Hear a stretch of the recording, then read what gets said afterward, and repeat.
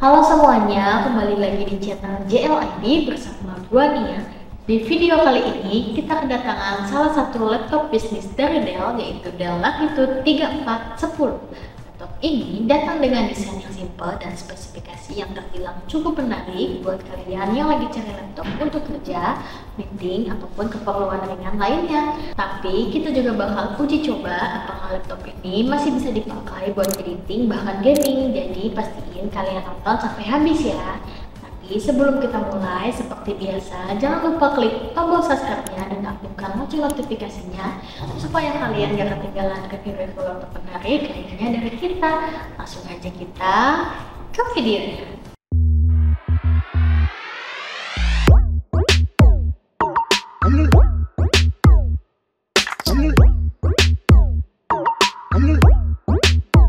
Oke, langsung aja kita mulai dari desainnya. Dell Latitude 3410 ini punya tampilan yang cukup kalem loh, warna hitam docknya atau yang biasa disebut matte black, kasih kesan profesional banget. Cocok lah buat kalian yang pengen tampil serius pas kerja atau kuliah. Bodinya sendiri nggak terlalu tebal, dimensinya juga compact, jadi enak banget buat dibawa kemana-mana. Bobotnya sekitar 1,6 kg, jadi kalau kamu masukin ke tas dan dibawa-bawa buat kerja nggak bikin bau encok ya.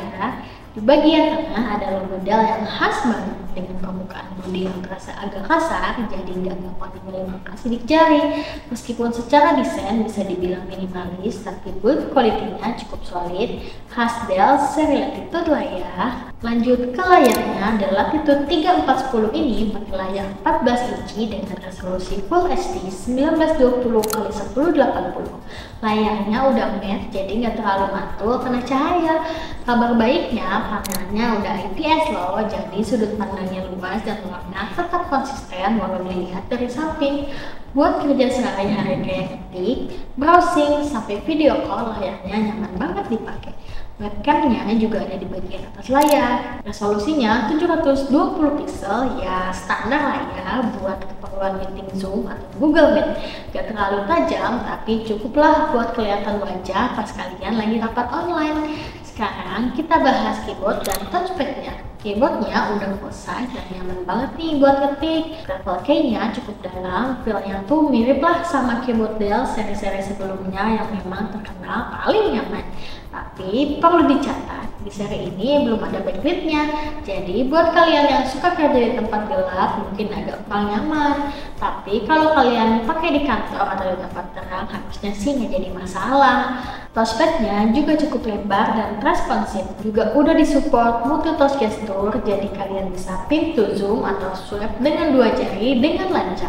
Meskipun nggak terlalu spesial, tapi untuk penggunaan sehari-hari touchpad-nya sudah cukup nyaman.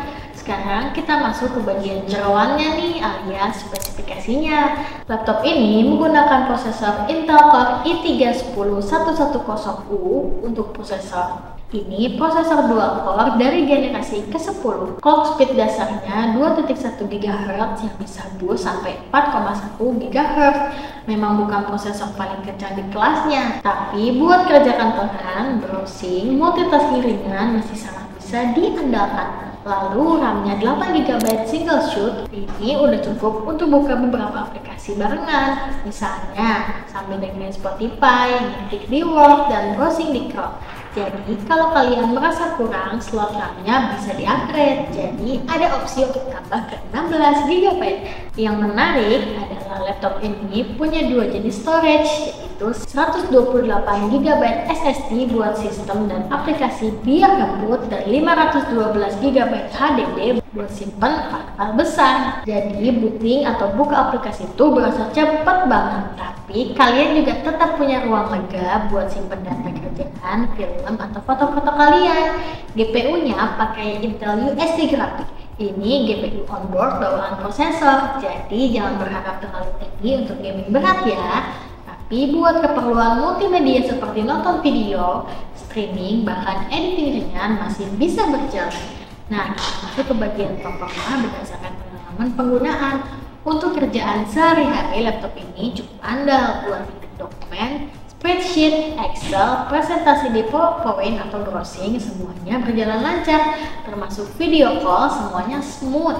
SSD SSD-nya bikin sistem terasa responsif, jadi nggak perlu nunggu lama untuk waktu buka aplikasi. Untuk editing, terutama di Photoshop, ini masih bisa kok. Gua coba buka Photoshop 2023 dan edit foto ukuran standar pakai beberapa layer dan filter basic. Hasilnya cukup oke. Memang kalau sudah pakai filter berat atau banyak layer baru mulai terasa lag. Tapi untuk editing ringan sampai sedang, laptop ini masih bisa diandalkan. Yang jadi nilai plus, layarnya udah pakai panel IPS loh, jadi sudut pandangnya luas dan akurasi warnanya juga lebih baik. Cukup mendukung buat editing yang butuh warna yang lebih presisi.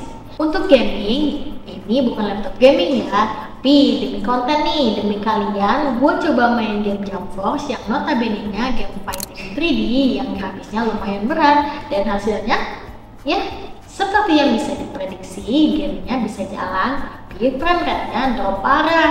Di setting yang terendah sekalipun, FPS-nya cuma main di sekitar 10-20 FPS.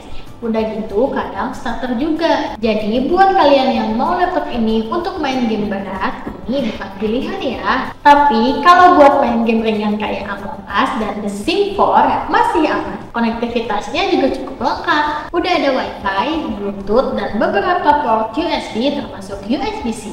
HDMI buat sambung ke monitor eksternal, LAN port buat koneksi kabel yang lebih stabil, dan tambahan lainnya ada SD card reader, 2 USB 3.2, 1 USB 2.0, dan casing lock buat keamanan tambahan. Jadi untuk keperluan kerja, laptop ini sih udah cukup banget. Baterainya sendiri menggunakan Trisel 40Wh. Dalam pemakaian normal kayak ngetik, browsing, nonton YouTube bisa bertahan sekitar 5-6 jam. Tapi kalau kalian pakai buat video call atau kerja berat, mungkin lebih cepat habis. Tapi untungnya chargernya ringan kok, jadi gampang dibawa kemana-mana. Jadi kesimpulan gua tentang laptop ini adalah cocok buat yang kerja kantoran dan editor pemula yang masih ngerjain editan ringan. Laptop ini cocok buat kalian yang butuh perangkat stabil, desain simple, good quality of play, dan sama harian yang cukup responsif. Harga di pasaran sekarang sekitar 4 atau 5 juta aja loh, tergantung toko dan kondisi. Menurut gua, dengan spek yang ditawarkan dan segmentasinya yang memang untuk bisnis, Dell Latitude 3410 ini masih layak dipertimbangkan. Oke, itu dia review lengkap kita tentang Dell Latitude 3410. Jangan lupa like, share, dan subscribe biar kita makin semangat bikin konten video kayak gini. Sampai ketemu di video selanjutnya. Bye-bye!